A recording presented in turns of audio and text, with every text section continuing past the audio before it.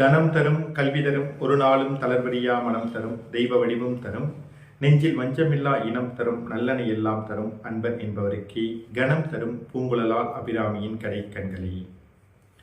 வணக்கம் அன்பர்களே. இந்த காணொலியில வரக்கூடிய ஆடி மாதத்தினுடைய சிறப்பம்சங்கள் என்னங்கிறத நம்ம பார்க்கலாம். இப்போ இந்த ஆடி மாதம் அப்படின்னு தொடங்கிட்டாலே அம்மனுக்கு உகந்த ஒரு மாதம். இதில் நம்மளுடைய வேண்டுதல்கள் அனைத்தும் நிறைவேறக்கூடிய ஒரு மாதமாக இந்த ஆடி மாதம் உள்ளது. இந்த ஆடி மாதம் பிறந்ததும் தான் தட்சநாயன புண்ணிய காலம் ஆரம்பிக்குது. இது ஆடி முதல் மார்கழி மாதம் வரைக்கும் இருக்கும். அதாவது சூரியன் வடக்கிலிருந்து தெற்கு பக்கமா வலம் வரக்கூடிய காலகட்டம் இது. இந்த புண்ணிய காலங்கள்ல நதிகள்ல நீராடுறதுங்கிறது மிகவும் விசேஷமானது. பொதுவா இந்த ஆடி மாதத்தை கணக்கிட்டு தான் பண்டிகைகளினுடைய தொடக்கமே ஏற்படுது. ஆறு அப்படிங்கிறது மனிதனுடைய ஜீவநாடி. அதுல தான் இந்த ஆடி மாதத்துல புதிய நீர் வரும். இது பல நூற்றாண்டுகளாக தமிழரோட மரபா இது கொண்டாடப்பட்டு வருது. ஆடி மாதத்துல சிவனினுடைய சக்தியை விட பார்வதியினுடைய சக்தி ரொம்ப அதிகமா இருக்கும் அப்படிங்கிறது ஐதீகம். பொதுவா தமிழ் மாதங்கள்ல ஆடி மாதத்துல தான் அதிக அளவு அம்மனுக்கு கோவில்கள்ல திருவிழா நடத்தப்படுது. இந்த ஆடி மாதத்துல வரக்கூடிய அமாவாசை அன்னைக்கு மறைந்த முன்னோர்களுக்கு பிதிர் கடமையை நம்ம செஞ்சோம்னா ஆண்டு முழுவதும் பிதர்களுக்கு கடன் கொடுத்த பலன் உங்களுக்கு கிடைக்கும். அடுத்தது ஆடி பௌர்ணமி. இந்த ஆடி பௌர்ணமி அப்படிங்கிறது ஹயக்ரீவரோட அவதாரம் நிகழ்ந்த நாள். இந்த ஆடி பௌர்ணமி தினத்தன்று வைணவ தலங்கள்ல சிறப்பு வழிபாடுகள் நடக்கும். பொதுவா தமிழ்நாட்டில் பல பகுதிகளில் அம்மனுக்கு பலவிதமான காய்கறிகளால் ஆன கதம்ப சாதத்தை படைக்கிறதும் இந்த ஆடி மாதத்துல தான். ஆடி மாதத்துல வளர்பிறையில வரக்கூடிய தசமி இது திக் தேவதா விரதம் அப்படின்னு சொல்லுவாங்க. அதாவது அன்னைக்கு திக் தேவதைகளை அந்தந்த திக்குகள்ல வணங்கி பூஜித்தால் நாம நினைக்கிறதெல்லாம் நடக்கும்னு சொல்றாங்க. இந்த ஆடி மாதத்துல வளர்பிறையில வரக்கூடிய ஏகாதசி முதல் கார்த்திகை மாதம் வளர்பிறையில வரக்கூடிய ஏகாதசி வரைக்கும் உள்ள மாதத்துல உபவாசம் இருந்தோம் அப்படின்னா குடும்பத்துல அமைதி ஏற்படும் சொல்றாங்க. ஆடி மாதங்கள்ல இருக்கிற செவ்வாய்க்கிழமையில கோவில்ல எலுமிச்சம்பழ விளக்கு ஏற்றணும் அப்படின்னா கூடுதல் பலன்கள் கிடைக்கும்னு ஐதீகம்.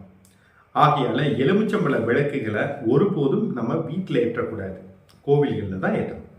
ஆடி மாதம் வளர்பிறை துவாதசியில தொடங்கி கார்த்திகை மாதம் வளர்பிறை துவாதசி வரைக்கும் பெண்கள் துளசி பூஜை செய்து வந்தால் நினைத்தது நடைபெறும்னு நம்பப்படுது. ஆடி மாதம் வளர்பிறை துவாதசி நாள்ல தொடங்கி கார்த்திகை மாதம் வளர்பிறை துவாதசி வரைக்கும் பெண்கள் துளசி பூஜை அப்படிங்கிறத செஞ்சு வந்தாங்கன்னா நினைத்தது நடைபெறும், வீட்டுல சகல செல்வங்களும் குவியும் சொல்லப்படுது. ஆடிப்பெருக்கு திருவிழா ஸ்ரீரங்கம் அம்மா திருமண மண்டபத்துல விமர்சையா நடைபெறும். அப்பதான் பெருமாள் மண்டபத்துல எழுந்து அருள்வார் அப்படின்னு சொல்லப்படுது. பொதுவாகவே இந்த ஆடி மாதம் முழுவதும் செவ்வாய் வெள்ளிக்கிழமைகள்ல காமாட்சி அம்மனை வணங்கணும்னா திருமண தடைகள் விலகி சுபம் உண்டாகும். ஆடி மாதம் முழுவதுமே மீனாட்சி அம்மனை வழிபட்டோம்னா குடும்பத்துல அமைதி ஏற்படும். ஆடி மாதம் முழுவதும் முத்துமாரியம்மனை நம்ம மனமுருகி வழிபட்டோம்னா திருஷ்டிகள் விலகும், கண் திருஷ்டிகள் விலகி நம்மளுக்கு மன அமைதி ஏற்படும். ஆடி மாதம் வரக்கூடிய வளர்பிறை துவாதசி திதியப்ப மகாவிஷ்ணுவை நினைச்சு விரதம் இருந்தோம்னா செல்வம் பெருகும். இதே ஆடி மாசத்துல வளர்பிறை ஏகாதசி தினத்தன்று அன்னதானம் செஞ்சோம்னா நமக்கு சகல பாக்கியமும் நமக்கு கிடைக்கும். கஜேந்திரன்கிற யானைய முதலை கவிய போது அந்த யானை ஆதி மூலமே அப்படின்னு கதற உடனே திருமால் சக்கரை யுதத்தை ஏவி யானையை காப்பாத்தினார்னு புராணம் சொல்லுது. இதனை நினைவுபடுத்தக்கூடிய வகையில ஆடி மாதம் எல்லா திருமால் தலங்களிலும் கஜேந்திர மோட்ச வைபவம் நடக்கும். எல்லா திருமால் தலங்களிலும் கஜேந்திர மோட்ச வைபவம் அப்படிங்கிறது நடக்கும். இந்த ஆடி மாசத்துல ஏகாதசி துவாதசி நாட்கள்ல அரச மரத்தை சுத்தி வழிபட்டோம்னா மகிழ்ச்சி உண்டாகும். ஆடி மாதத்துல ஏதாவது ஒரு வெள்ளிக்கிழமை அம்மனை ஆவாகனம் செய்து வீட்டுக்கு வரவழைத்து வழிபடுவது மிகவும் சிறப்பு.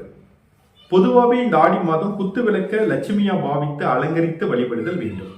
அம்மனுக்கு பால் பாயசம் சர்க்கரை பொங்கல் வைத்து வணங்குறது மிகவும் சிறப்பு. அம்மனை வழிபடும் போது மறக்காமல் லலிதா சகஸ்கர நாமம் சொல்லி வணங்கணும்.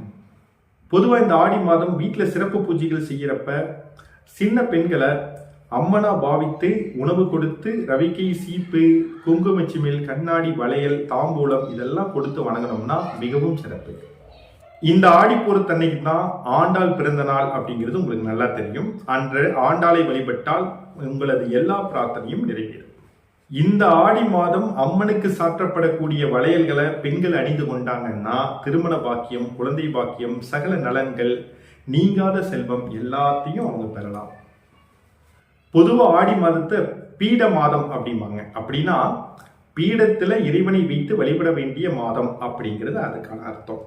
ஆடி பௌர்ணமி அன்னைக்கு சிவபெருமானுக்கு அபிஷேகம் செய்து கரு ஊமத்தம்பூ மாலை அணிந்து மூங்கில் அரிசி பாயசம் வைத்து வழிபட்டால் எப்பேற்பட்ட பகையும் நமக்கு விளங்கும்.